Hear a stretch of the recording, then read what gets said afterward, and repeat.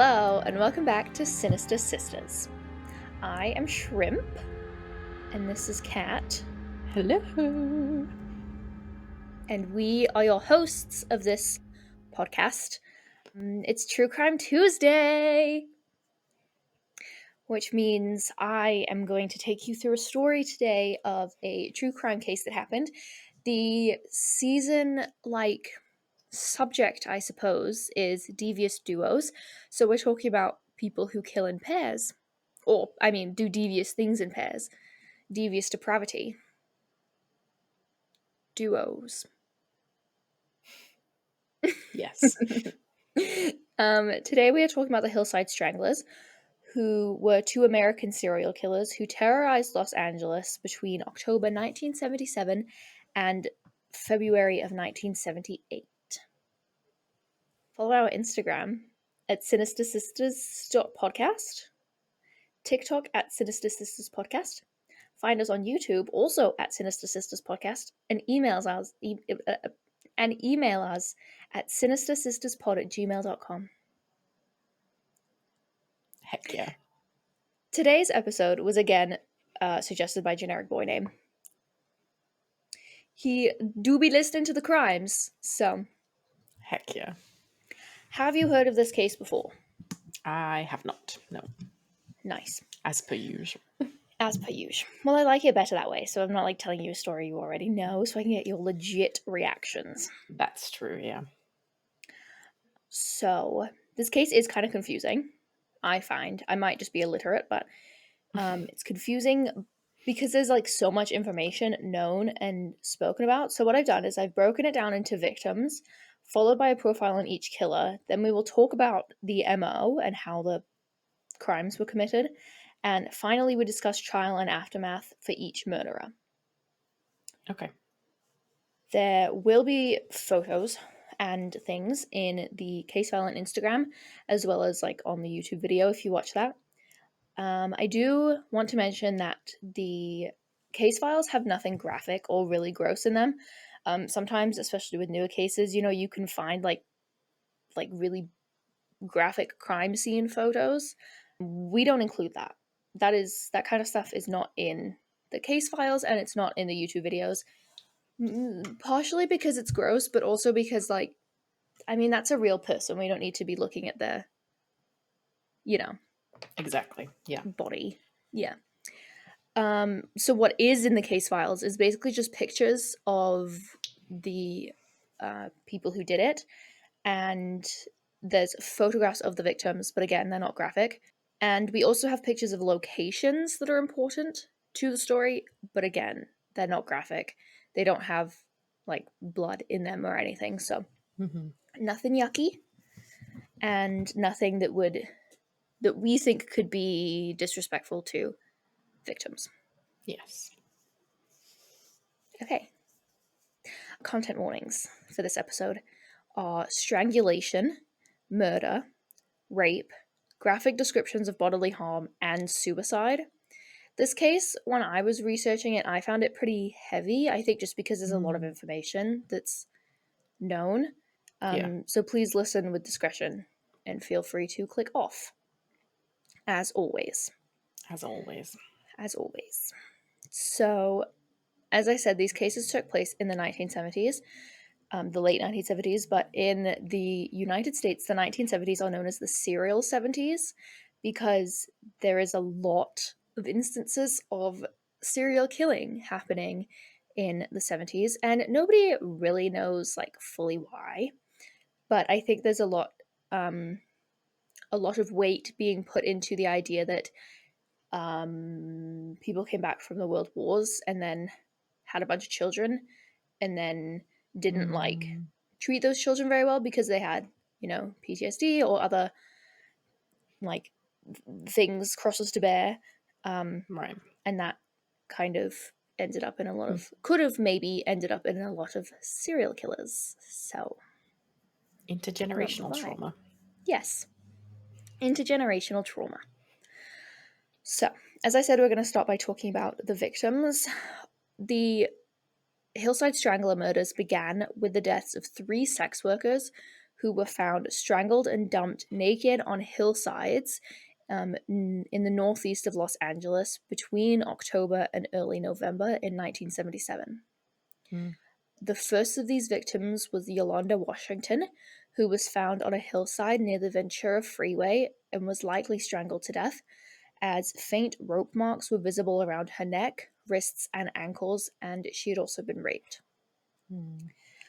On November 1st. So, the reason why we're going into detail on these three cases is they were the ones that made this case into a serial case. They were originally linked, and in the 1970s, they were linked, and the police believed it was a serial killer, and they. So that's like why these three are specifically important.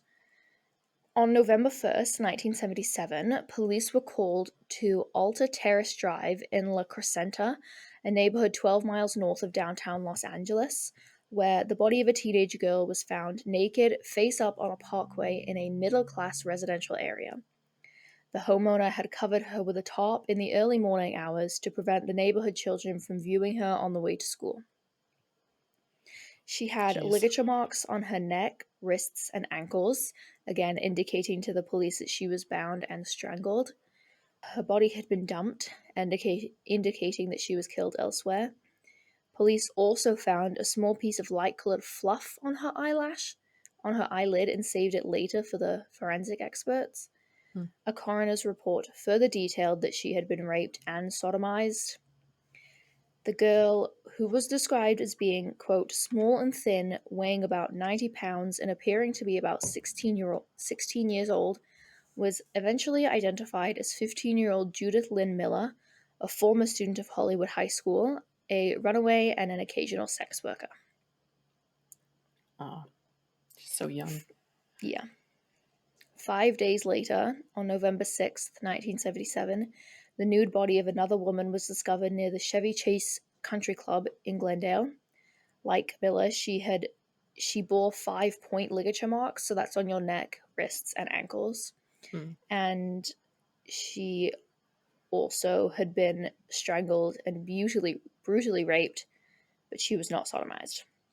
The woman was later identified as 21-year-old waitress Elisa Teresa Kasten, who was last seen leaving the restaurant where she worked the night before her body was discovered. She was also a professional dancer for the all-female dance troupe, the LA Knockers, and unlike the other two previous victims, she was not a sex worker, drug user, or runaway. It's said that the stranglers followed her after she was seen driving home from work, pulled her over on the street she lived on, presented a fake police badge, and told her they were detectives. They then handcuffed her and told her they needed to take her in for questioning. 9 more victims were later murdered with the same MO, and they were Jane King, who was 28, Dolly Capsepta, who was 12, Sonia Johnson, who was 14, Christina Weckler, who was 20, Lauren Wagner, who was 18, Kimberly Martin, who was 17, and Cindy Lee Hidspeth, who was 20. The last two, Karen Mandick, 22, and Diane Wilder, 27, were killed by only one of the perps in this case, whose name is Kenneth Bianchi. We will get into him in a minute. So originally, it was initially believed that the crimes were committed by one person, that only one person was responsible. The police, however, very early on determined from the positions of the bodies that 2 criminals were working together, but withheld that information from the press. I don't really know how they figured out that it was 2 people based on the positions of the bodies. The only way I can like think of that myself is that because they were found on hillsides, it would be harder to like physically move them up there. Yeah. Maybe. I'm not sure. The perpetrators were eventually discovered to be cousins Kenneth Bianchi and Angelo Buono Jr., who were later convicted of kidnapping, raping, torturing, and murdering 10 women and girls ranging in age from 12 to 28. Angelo Buono. Okay, I don't know if I'm pronouncing this right. It's Buono. Buono. and he's an Italian immigrant, so was born on October 5th in Rochester, New York, to first-generation Italian immigrants from San Bruno. He developed an extensive criminal history ranging from failure to pay child support, grand theft auto, assault, and rape. In 1975, when Buono was 41 years old, he came into contact with his adopted cousin, Kenneth Bianchi. A self-described ladies' man, Buono persuaded Bianchi to join him in pimping out two women he had been holding as prisoners, basically. Not too much is known about like his actual childhood or how he was treated or anything like that. There is more known about the second perpetrator, which is Kenneth Bianchi, who was born on May 27th, 1951, also in Rochester, New York, to a sex worker who gave him up for adoption 2 weeks after he was born.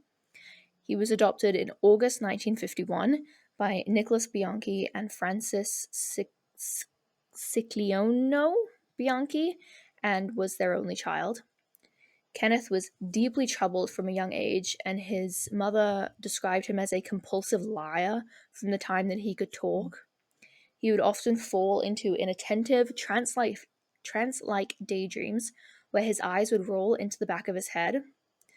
From these symptoms, a physician diagnosed the 5-year-old Bianchi with petit mal seizures. He was also frequently given physical examinations by doctors because of an involuntary urination problem, which caused him a great deal of humiliation.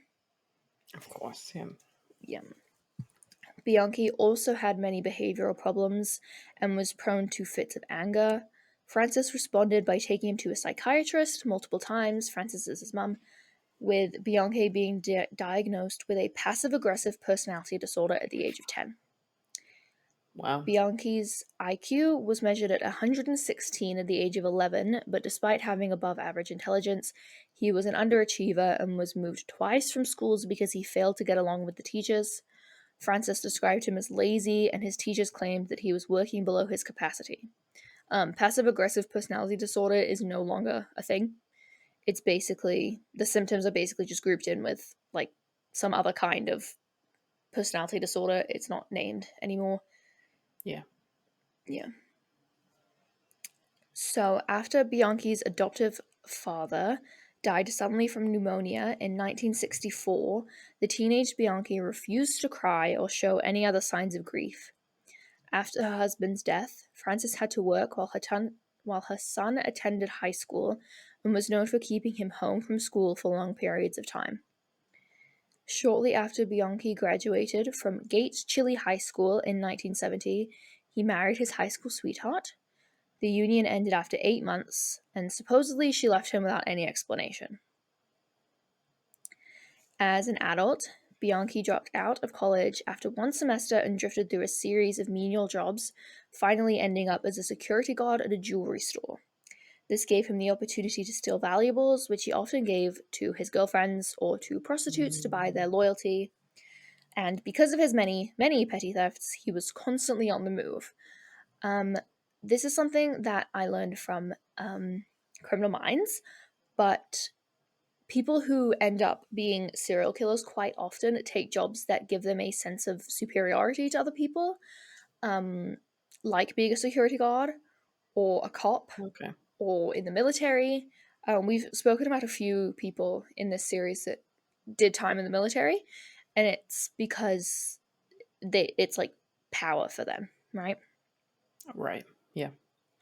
So Bianchi was a suspect in the Alphabet murders, which occurred around Rochester from 1971 to 1973, in which 3 young girls were kidnapped, sexually assaulted, and then murdered. He was never formally charged in these crimes, but he was a suspect because he worked as an ice cream vendor near 2 of the murder scenes and drove a car similar to a suspicious vehicle spotted near one of the abduction sites. He has denied any responsibility for these murders. So, I don't know. He was just known to police. Yeah. And you would deny them. Yeah, right? he would. Yeah. Bianchi moved to Los Angeles, California in 1976 and started spending time with his older cousin and Francis's nephew, Angelo Buono, who impressed Bianchi with his fancy clothes, jewelry, and talent for getting any woman he wanted and putting them in their place. Before long, they worked together as pimps, and by late 1977, they had escalated to what would become known as the Hillside Strangler murders. I hate that. Yes, it's That's gross. disgusting. It's gross. Really gross. They also had quite a bit of an age gap. I don't know if we clocked that early when we were talking about it. I think it's about 17 years. Oh, wow. Yeah. So quite a bit of time. Yeah. So the MO, or how the crimes were committed and all that stuff, Bianchi and Buono would usually cruise around Los Angeles in Buono's car and use fake badges to persuade women that they were police officers. Their victims were women and girls aged 12 to 28 from various walks of life. They would order the victims into Buono's car, which was one of several retired LAPD squad cars they were able to purchase at an auction and outfit with flashing roof lights to simulate authentic police vehicles. They would then drive to Buono's home and torture and murder these women. Both men would sexually abuse their victims before strangling them, but they also experimented with other methods of killing, such as lethal injection, electric shock, and carbon monoxide poisoning. Jesus. So they were tortured as well as murdered. Yeah. Some of the women were basically used as like test rats almost. Yeah, like they were experimenting on them. Yes. Yeah, experimented on, and It's horrible. very, very not fun. And even while committing the murders, Bianchi applied for a job with the LAPD and had even been taken for several rides with police officers while they were searching for the Hillside Strangler. So, what is a better in than that? Like, Literally. he had applied to be a cop a few times, one with the Glendale Police Department and then also with the LAPD. But, like, Mm. there's literally no other way to know that, no other better way to know that you're not a suspect than being with the police. Yeah, that's true. Yes. So on January 11th, 1798, on January 11th, 1979, while working as a security guard, Kenneth Bianchi lured two female students into a house he was guarding. The women were 22-year-old Karen Mandick and 27-year-old Diane Wilder, who were both students at Western Washington University. Bianchi forced Mandick down the stairs in front of him and then strangled her. He murdered Wilder in a similar fashion, and without help from his partner, Bianchi left many clues and police apprehended him the next day. A California driver's license and routine background check linked him to the addresses of two strangler victims.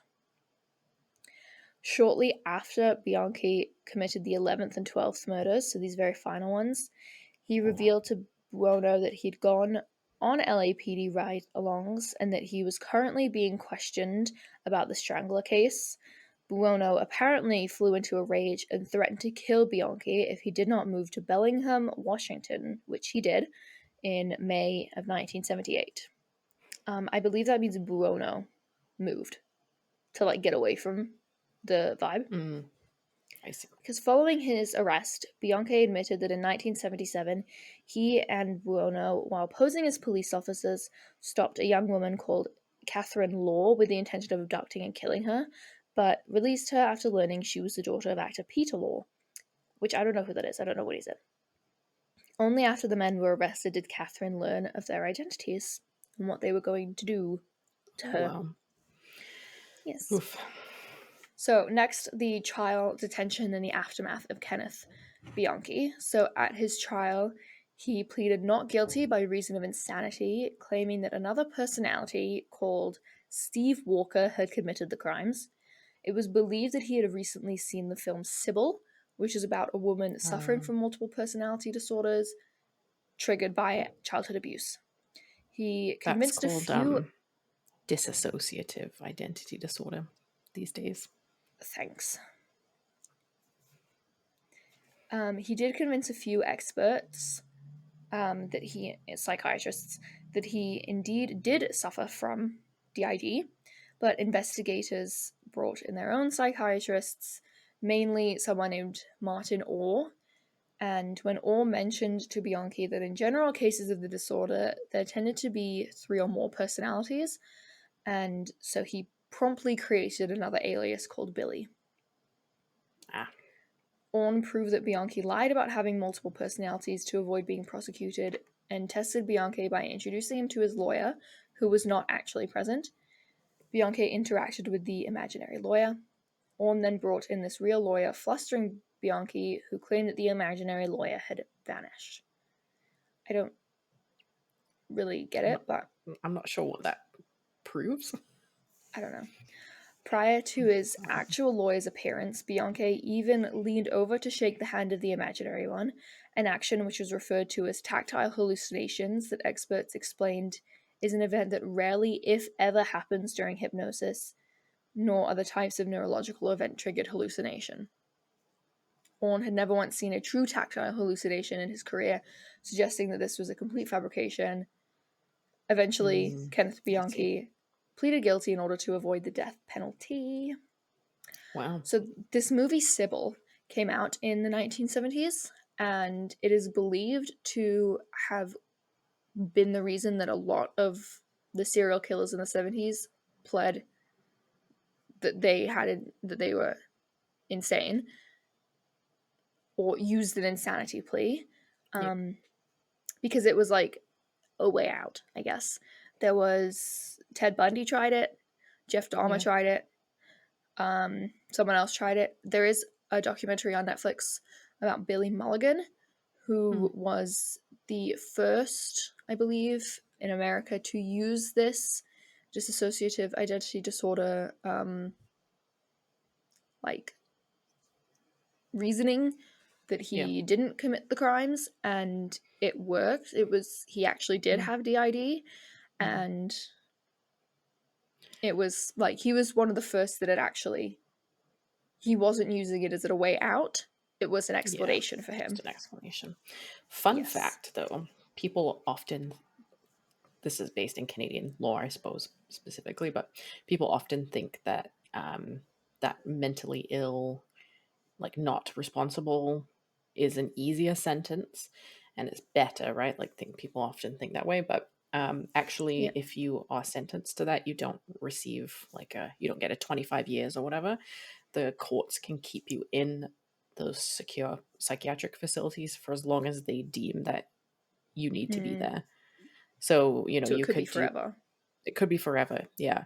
And oftentimes when you're released, you have really strict rules, I guess, on, taking medications and things like that. So if you're not, like, if in those cases where you don't actually have a disorder, chances are you'll be in for much longer. And when you get out, you'll have all of these things that you need to follow along with. So it's not like it's not actually like the easy way out. It's not a get out of jail free card.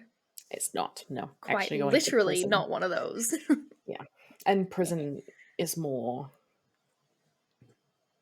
like, I think you're allowed to do more things in a lot of prisons because you're not under a psychiatric hold. So, Yeah. you get like a real blanket instead of an anti-suffocation blanket and things like that. Oh, and Yeah. shoelaces, maybe. Shoelaces, you can probably use pens and things under supervision where you Playing wouldn't be able cards. to. Yeah. Yeah. So, yeah. That Fun is fact. interesting insight. Yeah. That would be a fun episode. Um, oh. So yeah, he eventually pleaded guilty to avoid the death penalty in Washington state because they had Right. that at the time. Eventually, investigators discovered the name Stephen Walker came from a student whose identity Bianchi had previously attempted to steal for the purpose of fraudulently practicing psychology. Police also found Oh. a small library of books in Bianchi's home on topics of modern psychology, further indicating his ability to fake the disorder. Once his claims were subjected to scrutiny, Bianchi eventually admitted that he had been faking the disorder, and he was eventually diagnosed with antisocial personality disorder with sexual sadism. Oh. Yeah. Also, fun fact, if you didn't know this, antisocial personality disorder is just what they call psychopaths. Psychopathy. That's fun. Psychopathy. Yeah. That's fun. It's just it's the actual diagnoses. So. In an attempt to obtain a reduced sentence, Bianchi agreed to testify against Buono. However, in giving his testimony, Bianchi made every effort to be as uncooperative and self-contradictory as possible, apparently hoping to avert Buono's conviction. In the end, they were unsuccessful, as Buono was convicted of 9 counts of murder and sentenced to life imprisonment. Wow. In 1980, it just gets weirder. This Yeah. guy's life gets weirder. It's so And calculating too, like trying yes, everything possible to get away with it. yeah. Because in 1980, Bianchi began a relationship with a Veronica Compton, a woman he had met while he was in prison. During his trial, she testified for the defense, telling the jury a false, vague tale about the crimes in an attempt to exculpate Bianchi. She also admitted to wanting to buy a mortuary with another convicted murderer for the purpose of necrophilia. She was later convicted Ugh. and imprisoned for attempting to strangle a woman she had lured to a motel in an attempt to convince authorities that the Hillside Strangler was still on the loose. Jesus. Yes. Apparently, Bianchi had given her some semen during a prison visit to plant on the planned victim to make it look like a rape/murder committed by the strangler. So, we should talk that in Ugh. the 1970s, early 1980s, DNA forensic evidence was not the same as it is today. Having semen on a body is not. Now it is like a direct link to the person who did it. Right. But back in the early 80s, it was not. I believe that they had to have a suspect in mind. So instead of taking the DNA and comparing it to everyone they have samples of, they have to take the DNA and compare it to a particular person because it was all done by hand. Also, Holy like they put shit. them in those little spinny things and like measured up the like things. I don't know. I'm not a scientist, but it was all That done was by the hand. worst scientific explanation of all The time. aquafruber or whatever it's called. What is it called? I think The it's a thing that centrifuge, isn't it? a centrifuge. Thank you. And it spins it and it like separates the DNA from the like babies, and then they like have like little cards of like what the DNA sequences look like, Yeah. and they can compare the two. Of like this is Kenneth Bianchi and this is what we found on the victim. So because he was in prison, they wouldn't have compared it to him because he was in prison. Right. Yeah. So Interesting. it didn't work, but that was the plan. Yeah. In 1992, Kenneth Bianchi sued an artist for $8.5 million for having an image of his face depicted on a trading card. He claimed his face was trademarked. I don't know. The judge What? dismissed the case after ruling that if Bianchi had been using his face as a trademark when he was killing women, he would not have tried to hide it from the police. And also, like, you're in prison forever. What are you going to do with $8 million? Like, Yeah. just buy Mr. Noodles cups and soap? Like, Almost like he was so bored. weird. Yeah, maybe. Yeah. Doesn't have anything to do, so he's like, oh, you know what? I'll sue this artist. It's kind of weird. I Kind of guess. maybe understandable. Definitely a waste of resources and time of Yeah. other people, but he is serving his sentence at Washington State Penitentiary in Walla Walla, Washington. Ah, and was denied parole on August 18th, interesting. 2010. We have talked about another case of people in Walla Walla, Washington. Yeah. So it's fun to say, but I can't remember who it was. Um, Linda Hazard. Linda Hazard? Yeah. Yes. Walla Walla, Washington. Yes. He won't be eligible for parole again until 2025. So he's pretty old by now, too. Yeah, I Like, he's suppose like so. 71, I think, now or something. 70. Yeah. He probably won't get out. We hope. We hope. We really hope. So, what happened to his partner, the trial, detention, and death of Buono? Buono. The legal case against Buono was based largely upon Bianchi's testimony. Deciding that Bianchi was an unreliable and uncooperative witness, the case's original prosecutors moved to dismiss all charges against Buono and set him free. The Holy presiding shit. judge, a Ronald M. George, was like, nah, refused to release him and reassigned the case to California Attorney General's George Dukeman's office. But his trial would become the longest in American legal history, lasting from November 1981 to November 1983. Oh my god. Start to finish, his trial lasted more than 23 months, making it the longest criminal trial in California history. The jury heard 56,000 pages worth of testimony from 400 witnesses and was shown 2,000 exhibits. And those poor jurors were subpoenaed that whole time. Sequestered. Probably. Sequestered. Yeah, that's what I meant. Yeah, like away from Fuck, that friends and family. Yeah, sucks. Yeah. they probably were. And that's like 23 months is almost 2 years. But I guess Mm. that's the whole trial. So that's like start to finish with everything.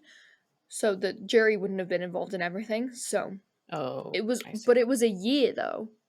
Yeah. The actual trial from November 1981 until November 1980. Oh, it says 1983. But yeah, the jury wouldn't have been involved in all of that, right? I hope not. That's Because awful. Imagine that. Like, that's like, because if you're sequestered, you can't even talk to your family and stuff, right? And you can't read the news, and that's like 3 years what would you do for ish. 3 years in a Two, hotel room? 2 years, I guess. Yeah. What You'd would you have to do for just, 2 years? but then also you'd lose everything. Like, Mm-hmm. like not only just being able to work, but you can't read the news for a year, two Yeah. years. Like, what are you gonna miss? And like, your wife might have a baby or something, you know? Like, I don't Yeah. know. I didn't even think about the jury being sequestered. I just Yeah. the idea of jury duty, while it's a great thing, whatever, trial by peers, sounds horrible as like a person. I Yeah. like the idea of it, but on a personal level, It's probably a sounds lot. like not the vibe. Yeah. Yeah. I guess it depends on what case you're hearing. It's like some icky murder like this. Like, Well, it's typically what goes to jury, right? More lengthier yeah. sentences and more like gross things Yeah. in Canada, anyway. I don't. Maybe in the States it's a little bit different, but I don't know.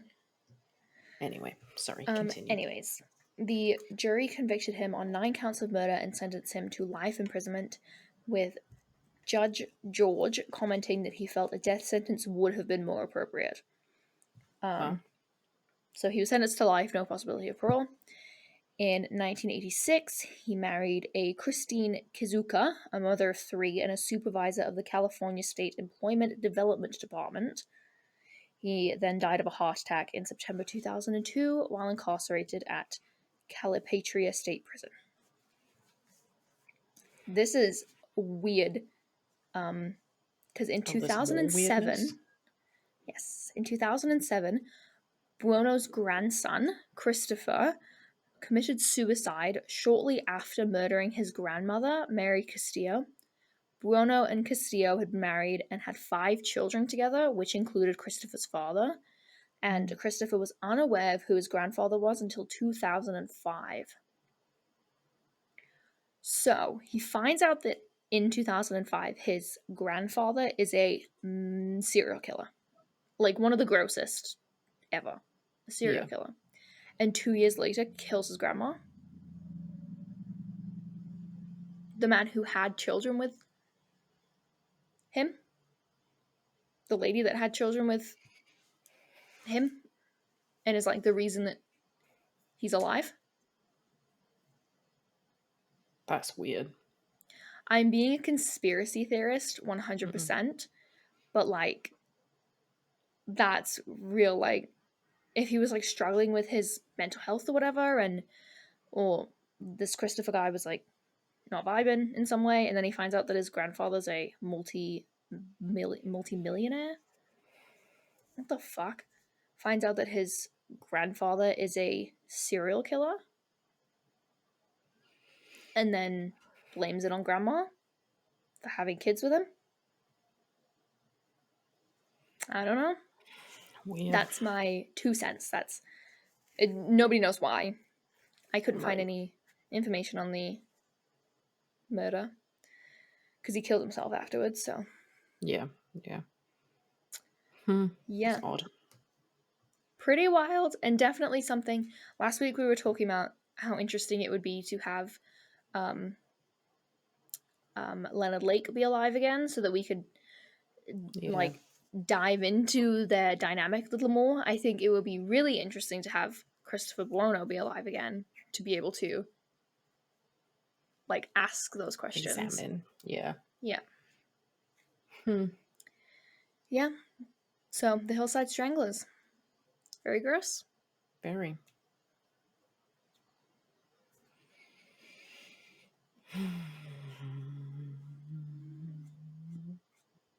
Yes. Yes.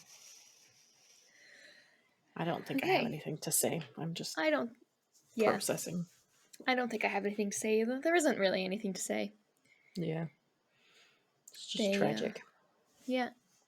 And they got what was coming to them though, thankfully. Yes. That's They true. have faced Paid for their justice. crimes. Yeah. Yes. Not that I suppose it is really much consolation to victims' families, but at least it's something, right? It's something. Yeah. Okay, well, let us know what you think of this case if you've heard of it before, or any comments you'd like to add on Instagram um, Instagram, or you can email us, or you can comment on YouTube, or if you're on Spotify, you can send in a voice note. Yeah. Tell us what you think. Let us know. Yes, thank you for listening. Thank you. Bye. Bye.